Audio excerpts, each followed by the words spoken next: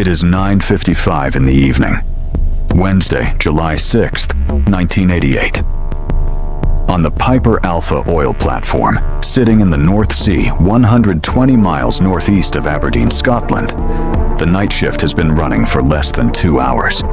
The platform is enormous, a steel structure the size of a large apartment building, rising from the sea on concrete legs, operating around the clock to pump oil and gas from beneath the ocean floor. There are 226 men on board.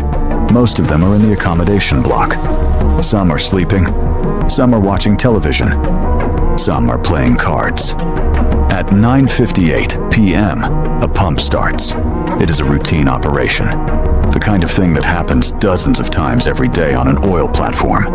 A supervisor in the control room authorizes it. An operator executes it. No alarms sound, no warning lights flash. 20 seconds later, condensate gas begins leaking from a pipe connection on the lower deck. The connection has no pressure safety valve. It was removed that morning for maintenance and replaced with a temporary seal, a blind flange that was never designed to hold back the pressure of a live system. The men who started the pump didn't know the valve was missing. The paperwork that would have told them was either lost, misfiled, or left on a desk without being handed over. At 10 p.m., the gas finds an ignition source. The first explosion tears through Module C. Within 2 hours, Piper Alpha no longer exists. 167 men are dead. It is the worst offshore oil disaster in history, a record it still holds today. And it happened because of a piece of paper that was never handed from one shift to the next. To understand Piper Alpha, you need to understand what kind of place it was, and the world it operated in. The North Sea oil boom of the 1970s and 1980s was one of the most economically significant events in British history. When oil was discovered beneath the North Sea in the late 1960s, it transformed the economies of Scotland and the United Kingdom. Platforms like Piper Alpha weren't just industrial sites. They were economic engines, generating billions of pounds in revenue, employing tens of thousands of workers, and sustaining entire communities along the Scottish coast. Piper Alpha was one of the most productive platforms in the North Sea. Operated by Occidental Petroleum, it had been producing oil since 1976. By 1988, it was also processing gas, a modification made in the early 1980s that significantly increased both its productivity and its complexity. At its peak, Piper Alpha was producing approximately 10% of North Sea oil output.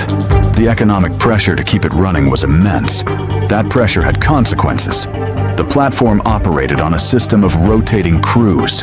Men would work 2 weeks on, 2 weeks off, flown out by helicopter to spend 14 days on a structure in the middle of the ocean, separated from their families, working 12-hour shifts in one of the most physically demanding and hazardous industrial environments on Earth. The work was well paid, but it was grueling.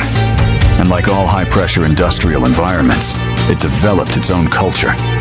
A culture where shortcuts were normalized, where production came first, and where safety paperwork was increasingly treated as a bureaucratic inconvenience rather than a life-saving tool. The permit-to-work system was the cornerstone of Piper Alpha's safety infrastructure. In theory, it worked like this. Any maintenance task that required taking a piece of equipment offline, disabling a pump, removing a valve, isolating a pipe, required a written permit. That permit had to document exactly what work was being done, what had been isolated, and what state the equipment was in at the end of each shift. When shifts changed, those permits had to be physically handed over and verbally communicated to the incoming crew. Nothing was to be restarted until the permit system confirmed it was safe to do so. In practice, the system had been quietly failing for years. The Cullen Inquiry, the official government investigation that followed the disaster, found that craft supervisors routinely left permits on the control room desk at the end of their shift, instead of handing them directly to the incoming crew. Operations staff commonly did not visit the actual worksite before suspending a permit. The permits themselves were sometimes stored in separate locations, meaning that an incoming crew looking for one permit might find it, without knowing that a related permit for the same system was filed somewhere else entirely. The inquiry found something more damning still. A worker had died on Piper Alpha in 1987, just 1 year before the disaster, in an accident that was directly attributed to failures in the permit to work system.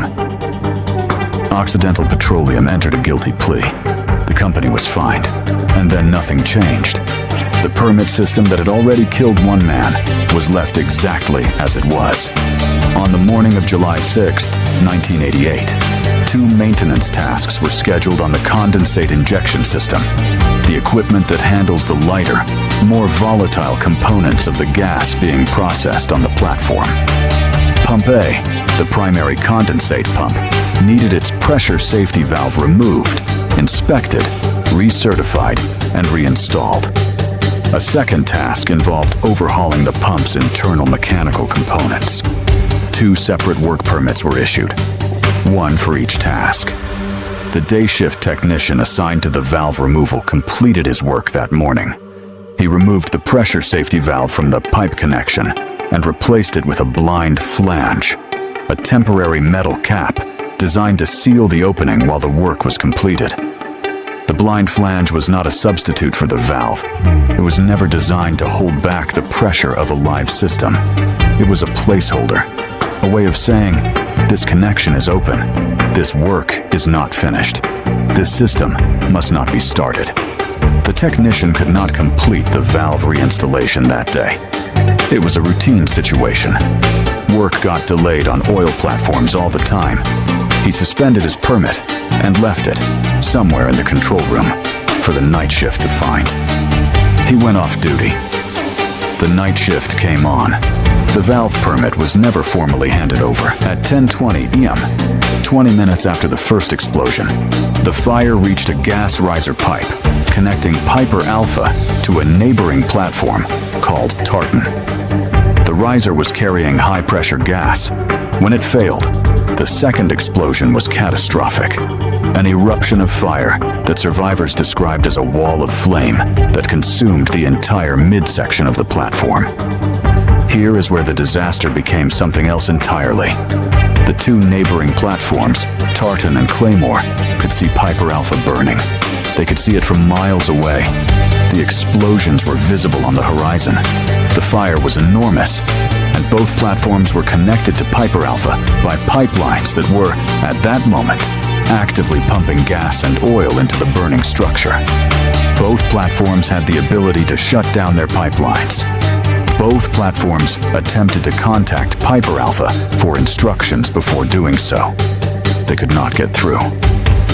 The Occidental Operations Manual required the neighboring platforms to obtain permission from Piper Alpha before shutting down.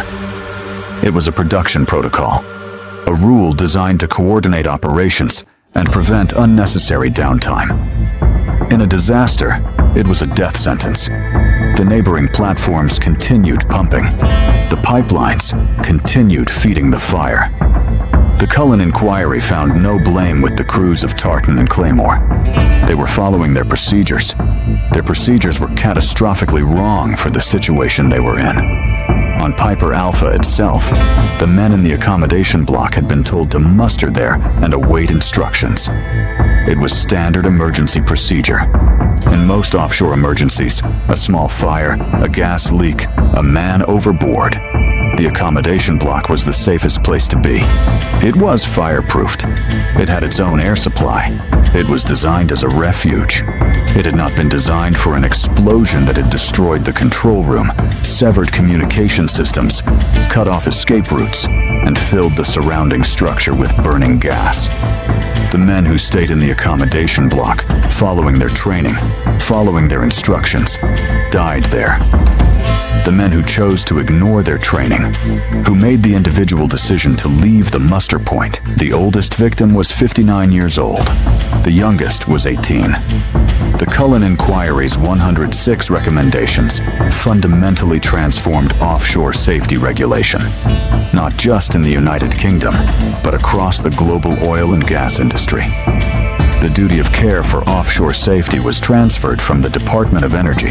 A replacement platform, Piper Bravo, was built and began operating in 1993, pumping oil from the same field, approximately 400 feet from where Piper Alpha once stood. There is a memorial to the 167 men in Hazelhead Park in Aberdeen. It was funded by public donation and unveiled in 1991. The names of every man who died are carved into it. Every year, on the 6th of July, people gather there. The permit was a piece of paper, a form, a bureaucratic document that existed precisely to prevent the situation that killed 167 men. It was left on a desk, or misfiled, or lost in a control room that no longer exists. And 167 men who kissed their families goodbye and flew out to the North Sea for a 2-week shift never came home. Subscribe to Error Code, Human. A new documentary every week. The true stories of the decisions that changed the world.